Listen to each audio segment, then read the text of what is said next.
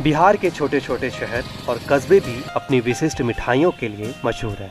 यहाँ के शुद्ध खोए और रामदाने से बनी मिठाई लाई का नाम सुनते ही आम हो या खास, देसी हो या विदेशी, सभी लोग इसकी ओर खिंचे चले जाते हैं। अगर आप पटना से गया की ओर जा रहे हैं तो धनरुआ, और पटना से मोकामा की ओर अगर जा रहे हैं तो बाढ़, दोनों रास्ते गुजरने वाले यहाँ के खोए और मावे की लाई जरूर चखते हैं। जायकेदार लाई की फैन फॉलोइंग का अंदाजा इसी बात से लगाया जा सकता है कि खुद मुख्यमंत्री नीतीश कुमार भी इसके स्वाद से अछूते नहीं हैं। हम लोग पटना से आ रहे हैं, बेगूसराय जा रहे हैं। रास्ता में यहाँ बीच में बाढ़ का लाई बहुत नामी है, मशहूर है। यहाँ हम लोग अक्सर आते हैं, खाते हैं। बाढ़ की लाई की खासियत है कि यह कई दिनों तक खराब नहीं होती, साथ ही बगैर फ्रिज के भी कई दिनों तक अपने स्वाद को नहीं खोती। अब आइए लाई बनाने की विधि यहाँ के कारीगर की ही जुबानी जानते हैं। इसमें इलायची पड़ता है, एक सादा लाई भी बनता है, इसका वो स्पेशल है। वो मतलब इतना नहीं भुना आता है, वो उसमें चीनी का मात्रा कम रहता है, इलायची की मात्रा ज़्यादा रहता है। खोए का लाई हुआ ही ना, दोनों खोए का लाई हुआ। एक लाई हुआ जो कि थोड़ा कम भुजैया होता है, उसमें चीनी का मात्रा कम पड़ता है, एकदम नहीं के बराबर पड़ता है, उसका रेट ज़्यादा होता है, इसका रेट कम है। लाई का इतिहास भी अपने आप में अनूठा है। समय के साथ लाई बनाने में भी कई बदलाव आए। लाई सबसे पहले गोविंद साहब थे, उन्हीं के द्वारा मतलब कि इसका आविष्कार किया गया। जो अभी उनके रामधानी साहब, उनके जो बहुत ज़्यादा विस्तार में वही उन्हीं का दुकान चला, लेकिन वो गोविंद साहब जो थे वही लाई बनाते थे और खोंचा में करके बेचते थे। कई लोग लाई के जन्मदाता बाढ़ के राम पदारथ साव को बताते हैं, जिन्होंने बचे हुए दूध को बर्बाद होने से बचाने के लिए दूध का मावा बना दिया और सादी लाई में मिलाकर मावेदार लाई तैयार कर दी। वही आज की तारीख में बाढ़ शहर में लाई के लगभग 60 कारखाने चल रहे हैं और कई दुकानें हैं। औसतन रोजाना 100 कुंटल लाई का निर्माण और निर्यात होता है। रोजाना 2 से 2.5 लाख रुपए की लाई की बिक्री होती है। लाई के इस व्यापार से करीब 5 से 7 हजार लोगों की जीविका चलती है। यहाँ के रोजगार में, नाम में बाढ़ का लाई धीरे धीरे मशहूर हो गया। और जो सबसे बड़ी बात है कि इस छोटे से व्यापार में कम से कम 5 से 7 हजार लोगों का जीविका चलता है।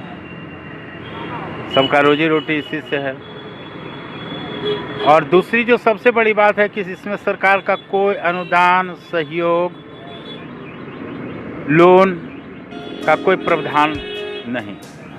अब बात करें मसौड़ी के धनरुआ के लाई की, तो शुद्ध खोए की इस स्वादिष्ट लाई से ही आज धनरुआ की पहचान होती है। इस रास्ते से बोधगया जाने और उधर से लौटते समय विदेशी पर्यटक निशानी के तौर पर इस लाई को अपने देश ले जाना नहीं भूलते। धनरुआ का लाई तो बहुत फेमस है। मतलब कि जब भी इधर से कोई भी, मतलब हम है चाहे और कोई भी हो, गुजरते समय जरूर यहाँ से कोई लेता है।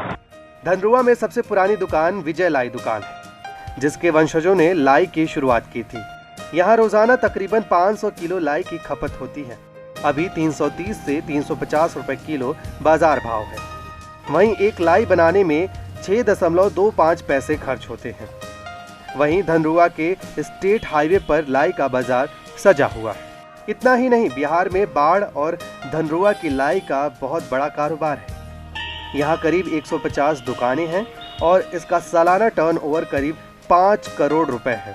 बावजूद इसके वर्तमान के डिजिटल दौर में इसके बिजनेस का आधुनिकीकरण नहीं हो पाया है। आने वाला समय में अगर ऑनलाइन का डिमांड तो बहुत है, व्यवस्था नहीं अगर हो जाता तो ये 20 करोड़ का कारोबार यहाँ से और राज्यों तक चला जाएगा।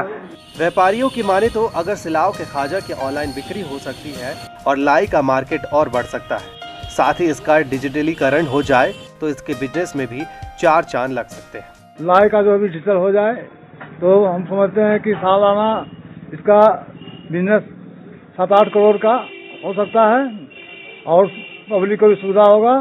बाहर में देश विदेश में जो आदमी बसे हुए हैं, जो मंगवाते हैं, अगर डिजिटल हो जाए तो माने कि बाहर भी इसका डिमांड जाए।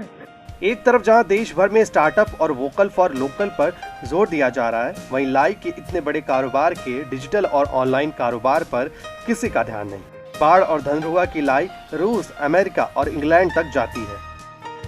अगर लाई के कारोबार को डिजिटल प्लेटफॉर्म पर लाया जाए तो इसका स्वाद जरूर ही हमारे और आपके साथ साथ लाई के कारोबार को भी एक नया मुकाम देगा। Bureau report, ETV Bharat. 2400 घंटे लगातार खबरें देखने के लिए डाउनलोड करें ईटीवी भारत ऐप।